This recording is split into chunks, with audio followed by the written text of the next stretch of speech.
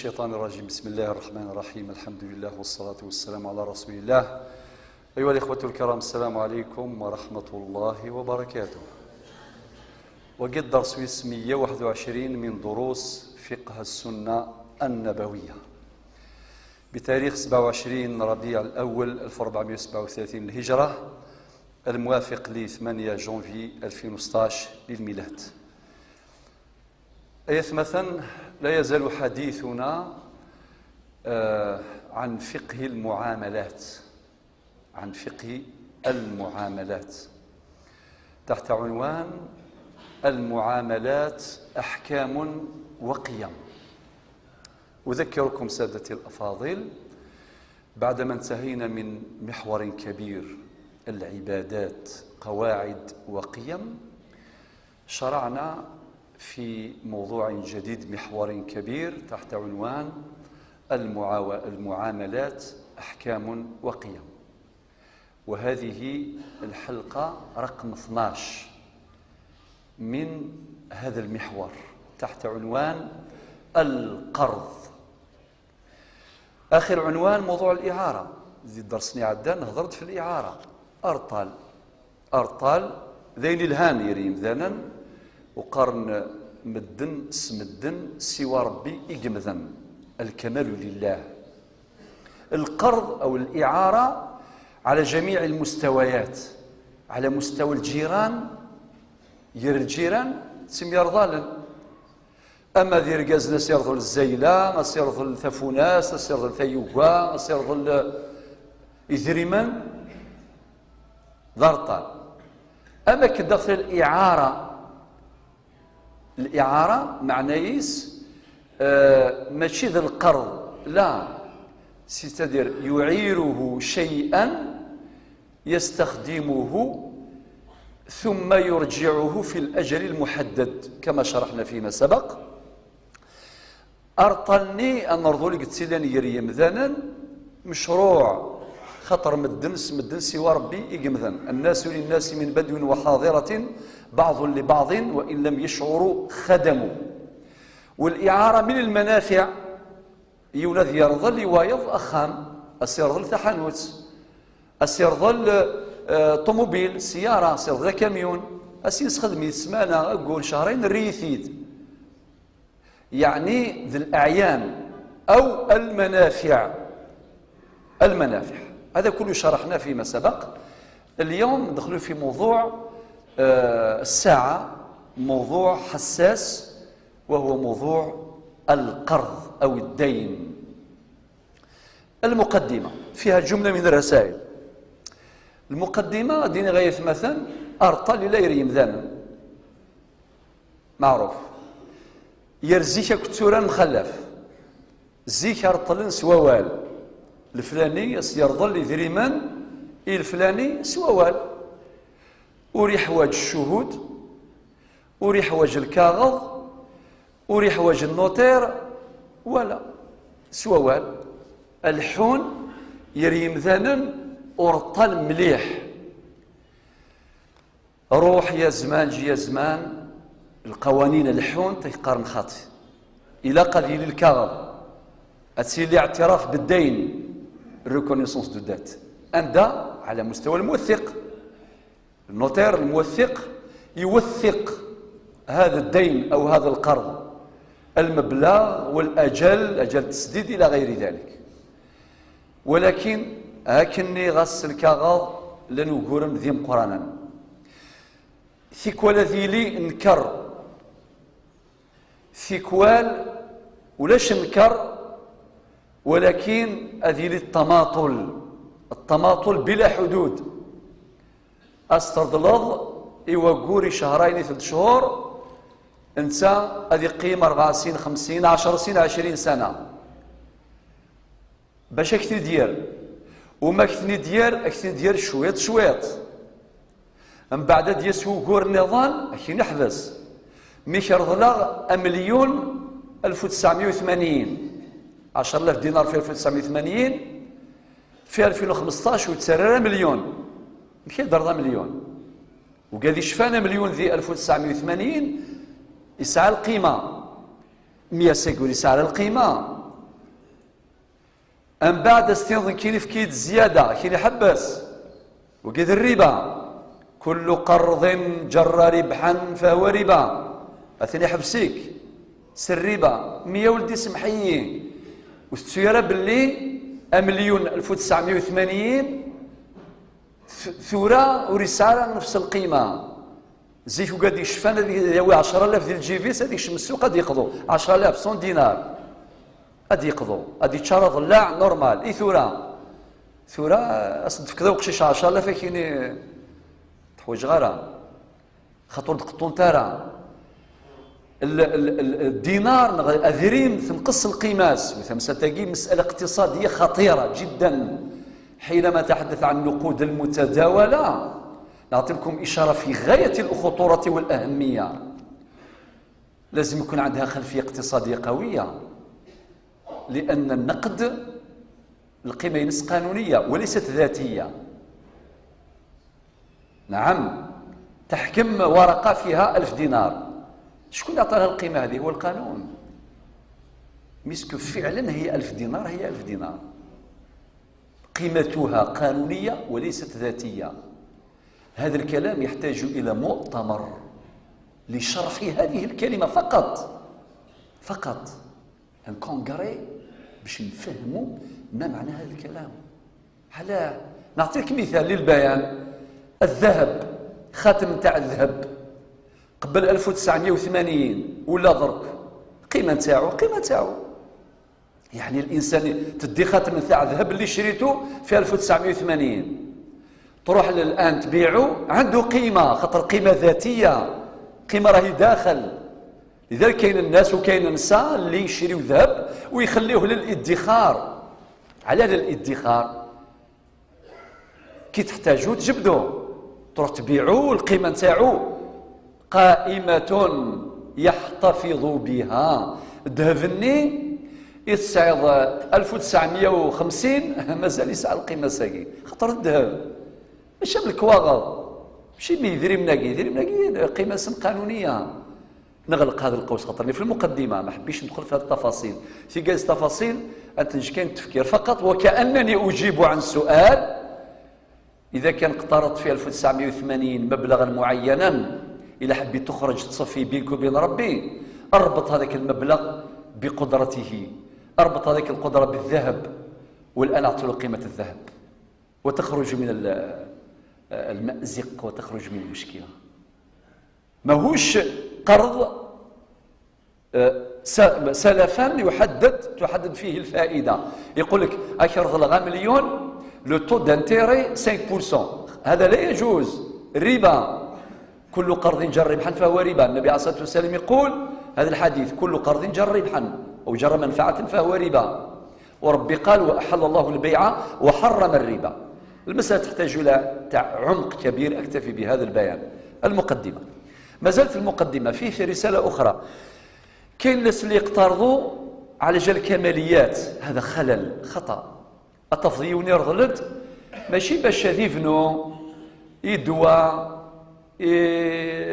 يمعيش القرايه ويجوز إما إلى ينادي يرضل باش الكماليات يعني يبغى زيادة لا ودرت لا راه الصر كلمانيك تفكانيني خلاقا وخلاص عندي درض سير طوموبيل ذا درض طوموبيل درض غير من باش هذا الطوموبيل 2016 كليماتيزي وكذا وكذا الى اخره كل زوبسيون اي غير اخويا سير طوموبيل يكفي ثاني الزمرض وتاعنا ذرا وني زمرنا في عين ربي مشو الزمير ضرا وإذ كان يوم الزمرض ضرورية ذايا معنى هناك الاقتراض اللي يكون للكماليات وهذا خطأ هذا خطأ وقي لن يمذانا دين الزران ولات مشاكل كثيرة وطبعا محور فقه السنة من مقاصده هو حل المشكلات وحل الأزمات والوقاية خير من العلاج ثرى أولا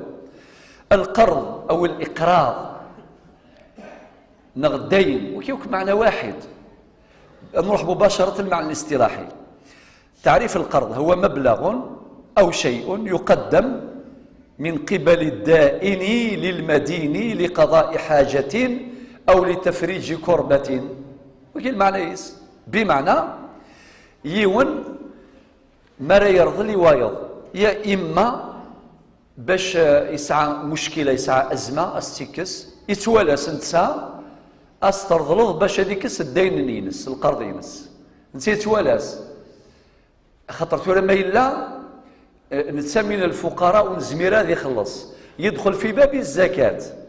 الايه 60 من سوره التوبه، يعني الغارمين انما الصدقات للفقراء والمساكين والعاملين عليها. بعد ربي بضد ريون الصنف سميس الغارمون، والغارمون من مستحقي الزكاة، يستحق معنى ما تشي القرض لا استفكر قضاء لدينه باش هذه يخلص الدينيس، هذه يخلص الدينيس وشيني ذمينك بريئة يمي الزكاة ونتسى هذه يخلص الدينيس وهذه يرتاح.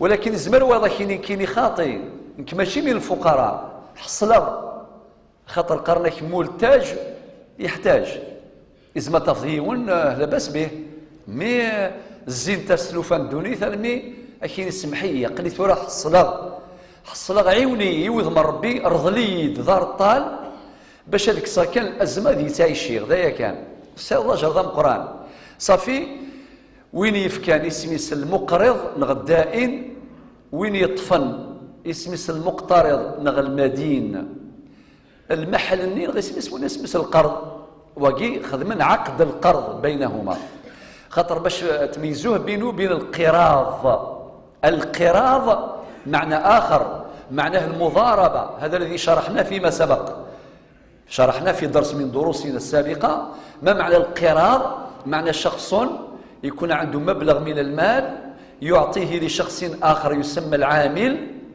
يستثمر ذلك المال ويقتسمان الربح حسب المتفق عليه سلفا، إما مناصفة إما بالثلث والثلثين، أو يعني حسب الاتفاق والعقد الشريعة المتعاقدين والمسلمون كما قال النبي صلى الله عليه وسلم عند شروطهم.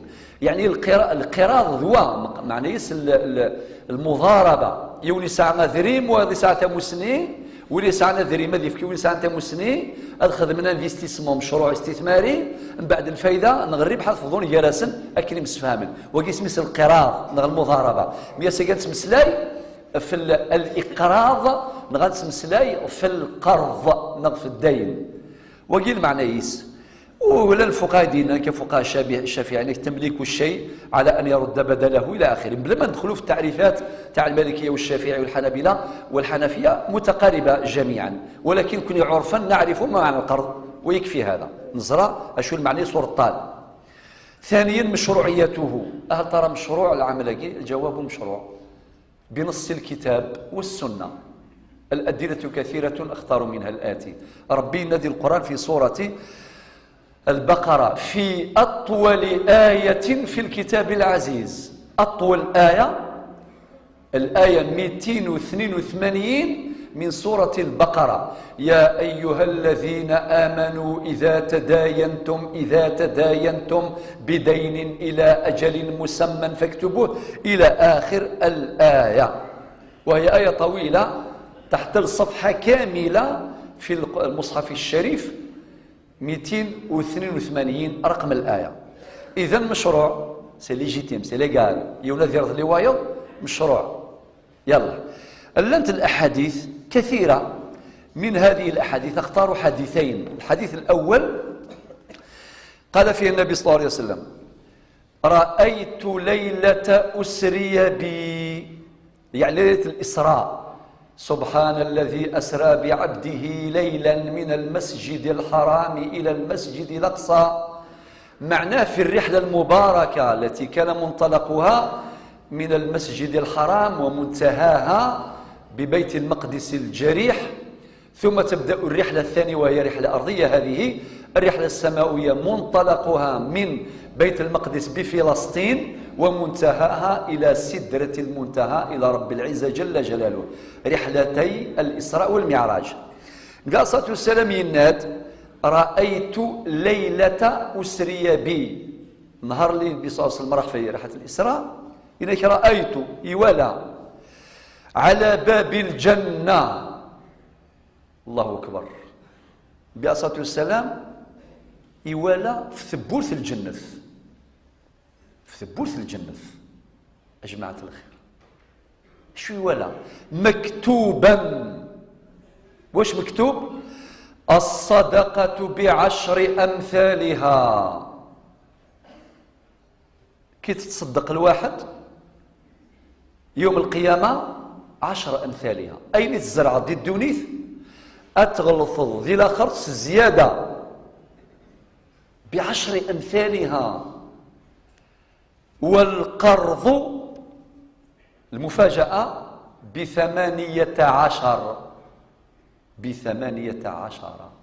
إلى آخر الحديث.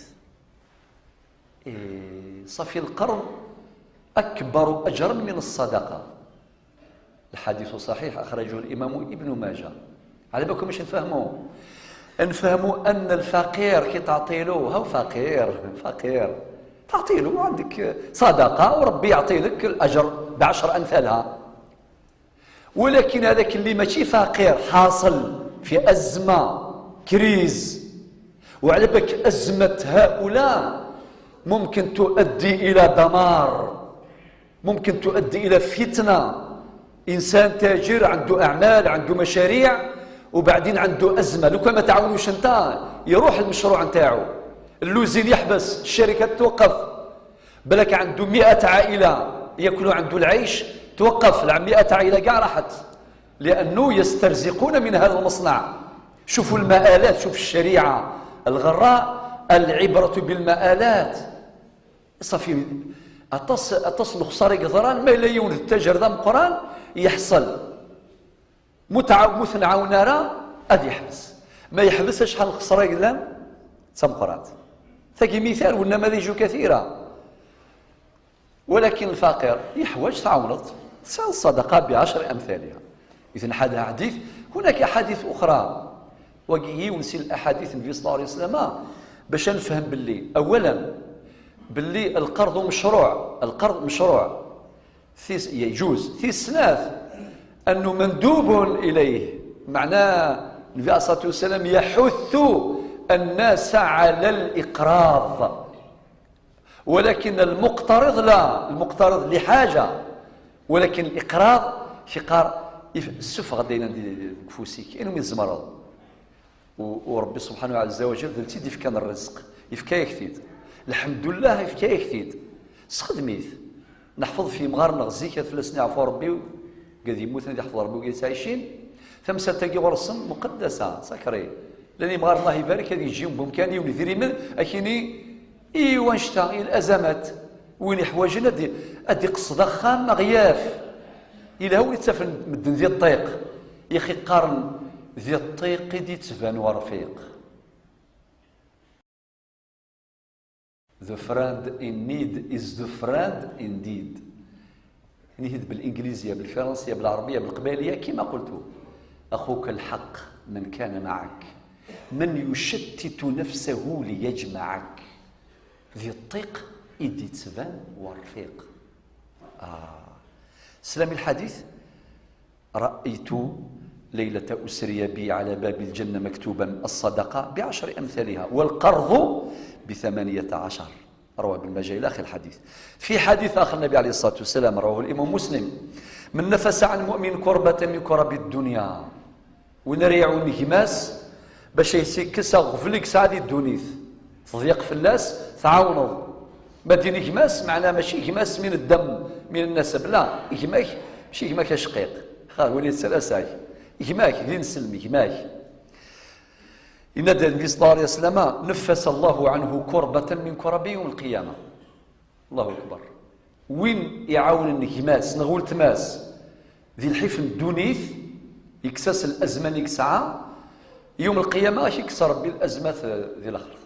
وش بيا ربي نحواجك ولا شو نحواج ذينا سورتو ثقال الآخر، ثقال الآخر وعرمت مليح خاطر ذينا يوم لا ينفع مال ولا بنون إلا من أتى الله بقلب سليم. وكل واحد يحوس على روحه نفسي نفسي سلك راسك يا بنادم، ولكن الأعمال الصالحة في الدنيا تجدها محفوظة لك في الآخرة، مصداقا لقوله تعالى في آخر سورة الكهف: فمن كان يرجو لقاء ربه فليعمل عملا صالحا ولا يشرك بعبادة ربه أحدا. أين يزرعوا مثلا ذي الدنيا تغلث ذي الأخر. من بعد ومن يسر على معسر، واحد معسر يسرت عليه يسر الله عليه في الدنيا والآخرة. ذاك الجزاء ماشي كان في الآخرة، لا، من في الدنيا. الشيء اللي حصل مثل وحلال يدير فيك ربي وراك يسلكن ورتساقال. قال لك العبد يخدم الخير ذي المحال يغلي، قال لك ولا ما يغلي غادي يزك في ضرنيس. وقيل المثالي مزوره يزك في ضرنيس.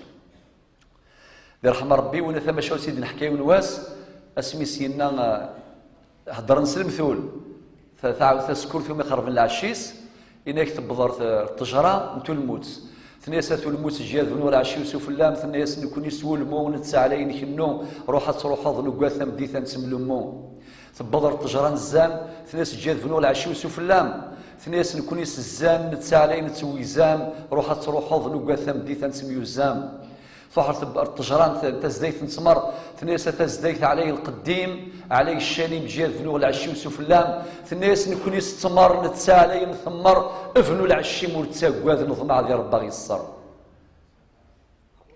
وقلت قبيلي تمزيك قرانت اكيد عرضيا عرضي ولي تسافر المدن ديال الطيق ثنيس نكون يستمر نتسالي نثمر افنو العشي مرتساقواد نظمع ديال ربا الصر. يوكو قال يخدم الخير ضمعا كان ديال ربي كاع اللي يديروا الخير طمعا في ربي. لو كان عندهم كالكولاتريس في دماغهم تخدم يقول كان عندي 10 ملاير ملي كون نعطي له 100 مليون سيجاره مشكله واش يبقى لي؟ يبقاو لي غير 9 ملاير و900 مشكله.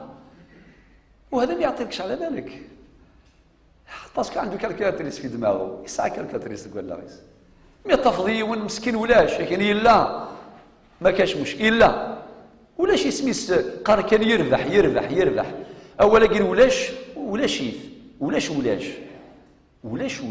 شنو يربح سرحي ومن هذا الحوان. ومن يسر على معسر يسر الله عليه في الدنيا والآخرة. المدينة والله في عون العبد ما كان العبد في عون أخيه. الحديث صحيح أخرجه الإمام مسلم. ربك تعاون ما دام تعاون رضا ثمثنيه. ثالثا الحكم التكليفي. الحكم التكليفي القرض مندوب في حق المقرض ومباح في حق المقترض. هذا هو الجواب المختصر المفيد. ما إلى وين يرضلن مندوب في حقه. النصوص دالة على الندب مندوب ساد الأجر مستحب ذين الهام أخدم الخير. مثل المقترض مباح معناتها ما يصبر خير ما إلا ذين مور السفيرة أروح أد يرضل ولكن لا الشروط من بعد نهضر في الأسد أد يرضل مباح. الآن رابعا باختصار أركان القرض يسعى شحال 4 الأركان 4. الركن مزوارو العاقدان. ما معنى العاقدان؟ معناه المقرض والمقترض. المقرض الدائن المقترض المدين. السيناقي يخدم العقد يون يرضل ويرضلد. الشرط والسين الأهلية معنى لقد السعنو قد الإنسان الأهلية يرضل ورسوها لو قشيش يسعى 5 سنين هذا يروح رواضه سين يرضل لي طوموبيل نرضل لي 100,000 خاطي الرشوله قال هذيك شمدي شو هي لا يقتل المسؤوليه. أهلية الأداء ماشي أهلية الوجوب. أهلية الأداء معنى صلاحية الإنسان باش يبرم العقود ويجري التصرفات وهو مسؤول. أهلية الأداء وقد شرحنا هذا المعنى الفقهي في الدروس السابقة. الأهلية. الشرط الركيزة الثالثة أو الركن الثالث هو المحل. المحل معناه الشيء المقترض أو الشيء أين يرضى البنادم. ذا المعنى قد يكون قودا ممكن يثريما ممكن ذا الموزونات ممكن أسترض ذي ونثغوسا كتدير أكا أسترض ذي ذريما أكتدير مفهوم. وقيل معنى المحل باختصار. الصيغة معناتها الإيجاب والقبول. الإيجاب الإرادة الأولى الصادرة من الطرف الأول بغية إحداث أثار شرعي، أما القبول هو الإرادة الثانية الصادرة من الطرف الثاني الموافقة المطابقة لمضمون الإيجاب الصادرة من الطرف الثاني. والسلام مراكينيون أرض ليد أمليون أستنض قبلة أرض ليدني تنقرص الإيجاب مرسل قبلة نوفق المعنيس القبول. وبأي لفظ يفيد ذلك، تقول مثلا قرضني، أستدين منك، سلف لي، ما يهمش، المهم الكلمة تفيد المعنى ذايا، لا مشاحة في الاصطلاح. ثورة نغال النقطة ما قبل الأخيرة، النقطة الخامسة. خامسا الشروط الجعلية في القرض. الشرع الإسلامي الفقه الإسلامي نص على الشروط الجعلية. كاين شروط مقبولة وكاين شروط غير مقبولة. نعطيو مثال على الشروط غير المقبولة. يجي واحد يسلف لك 100 مليون، يقول لك نسلف لك 100 مليون ولكن لو طو دانتيري نسبة الفائدة 10%. حرام. 5% حرام. 1% حرام. 0.0001 حرام. الربا قليله وكثيره حرام. صافي ولا قراك يرضل سلوطو دانتيري ولا هذا الحرام. وقي شرط جعلي مرفوض شرعا للنصوص ذكرنا بعضها في مقدمة اللقاء. صافي لقاس ترضل القرض الحسن، القرض الحسن. ولكن لات شروط أخرى جعلية مشروعة. أمثلة، خاطر كاين بزاف أمثلة. الشرط الأول اشتراط الشهود. أكين أخويا كيرض غمي الشهود أود إنايان حق أود إنايان. اشتراط الشهود من مقرض أو من مقترض. حين ولدي ممكن تموت، ممكن نموت، ممكن يا خويا لازم الشهود. وكي نموت تجي لولادي تقول لهم اعطيوا لي. وحنا عندنا مسألة عرفية قوية في بلادنا في الجنازة بين قوسين بعض الشباب المتدين يقول لك هذا لا يجوز. لا، عليكم أن تفهموا الشرع وتعرفوا العرف. إذا ما تعرفوش العرف ما تقدروش تحكموا الشريعة إطلاقا، غلط. ينوض كاش واحد في المقبرة يقول يا جماعة سمحوا له لهذا اللي مات بابا ولا خويا ولا كاش واحد يسلوا حجرا هنا. هو هذه رجلة، هذه يعني شريعة ورجلة. بالك بابك هذا اقترض 200 مليون وما عنده حتى شاهد ولا وثيقة، تخلي باباك يسوفري في القبر؟ والنبي عليه الصلاة والسلام يقول نفس المؤمن معلقة بدينه حتى يقضى عنه. وكان في حادثة كيسقسى النبي عليه الصلاة والسلام قالوا عنده دين، قالوا عنده دين، صلوا على صاحبكم. ما بغاش النبي عليه الصلاة والسلام يصلي عليه. الحذاري هو هذا اللي دار حاجة شرعية عالية المستوى. وثاني رجله يقول لك رانا هنا، ما يقولكش اخويا الا راك تسال بابا دراهم روح تبعوا القبر. كاين لونجاج جديد راه ظهر في الحياة الآن. هذه ما هي شريعة، ما هي رجلة. حذاري، لابد من حراسة القيم لي فالور. إلا قسنت في كازال ولا قنحارب في اللاسنت ما روح انت بقى على خير.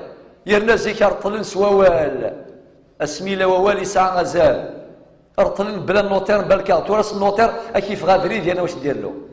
تسلف له 100 مليون بالنوتير ريكونيسونس، من بعد يقول لك روح للمحكمة، المحكمة تحكم وتجيب بصيغة تنفيذية يخرج لك ما نخلصش. من بعد واش دير له؟ يدخل الحبس. ومن بعد ممكن يجي ولادو ولا عموم ولا يماه تقول لك يا وليدي ما تدخلوش الحبس عنده ولادو، تحصل كاع ابري تقول سي بون بقى على خير الخير. شفتوا القيم كيف تذهب؟ هاي اكيد تروح انت لي فالوريات مثلا سي لا ماني ديك الخوف. لذلك لابد من حراسة القيم. وقال لك يخدم لك سنة يعطيكم الصحة أدقارم ما تسولي سي تسلسل مرحبا يسلا سلاماس. طيب لذلك الشهود شرط مشروع يزمركيني أود الشهود أنشتاقي يجوز. طيب إلا الشرط وايض كيني توثيق الدين يا خويا نكتبوه. ربي قال إذا تداينتم بدين إلى أجل مسمى فاكتبوه. وطبعا الأمر القرآني يفيد الندب لا يفيد الوجوب، لا يفيد الوجوب. صحيح القاعدة الأصولية الأمر للوجوب، ولكن هناك صوارف لتصرف الأمر عن الوجوب إما إلى الإباحة إما إلى الندب. هذه مسألة أصولية دقيقة جدا تكفي الإشارة. ذاك يتمثل الآية يجي ثلا المصلحة المرسلة في الشريعة تسمح باش تخدمض الدين اتماركيض النوتير، والقانون يسمح بذلك عادي صافي. إذن الأمر الشرطي مقبول. الشرط واير اشتراط الأجل. أخيني أرض ليد 100 مليون السيض من المي أخيني من الميزمرة ثني درا نحبس الميزمرة ممكن تزمر بعد 40 سنة بعد 30 سنة السيض خيرت الغار ما تفكر أنا ما نخدم الشرط. أخيني أسقواس الله يبارك مستفهم الله يبارك وكي شرط المشروع ولا الشروط النظام كلها مضبوطة بحديث النبي صلى الله عليه وسلم المسلمون عند شروطهم. ربي الحمد لله الشروط ذي نقارن الشرط حلال. ثورة آخر نقطة سادسا مآل القرض. مآل النهاية يسعى 3 ويصير 4 ديريث 3 الهان ويصير 4 ديريث الزوير وين وقيلا وين ندير الزوير وين ندير الزوير ديس مسبق في اللي ماشي مليح ترسلف له دراهم يقول لك ما نرجع لكش مش مليح ينكر يقول لك جامي ما سلفت لي ما والو. جيب الكارت جيب الشهود تقول له شاهد ربي لا خالف للاسف لن وقاذ ينكر استرض وكي ينكر ذي الحياة كي ينكر كيف غابري ثقي مآل القرض مآل مش مليح. نسأل الله أن يزول من حياتنا هذه النهاية المحزنة التي تدمر القيم في الصميم. ولكن لانت المآلات 3 اش كيثنت 3 الهانت ثم زواروث الوفاء سلفت 100 مليون العام كي يجي العام اعطيله 100 مليون ما شاء الله وراك تشجع هذاك الانسان يقول لك والله غير نسلف درك اللي يقول لي سلف لي 500 مليون نسلف له 500 مليون خاطر كاين ثقه والحمد لله صافي الوفاء.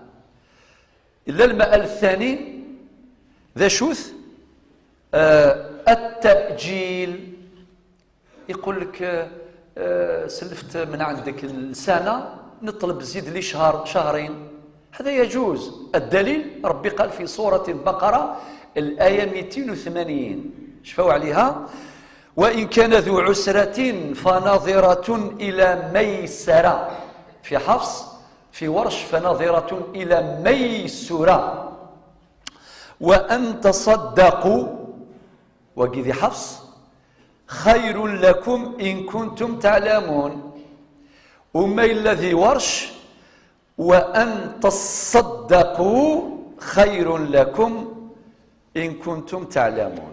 معنى ربي هو اللي قال إذا واحد سلف من عندك وما يقدرش يخلص في الوقت يرجع لك يطلب الأجل أن ديلي زيادة أعطيه له فنظرة إلى ميسر طلب شهر ونص أعطيه له.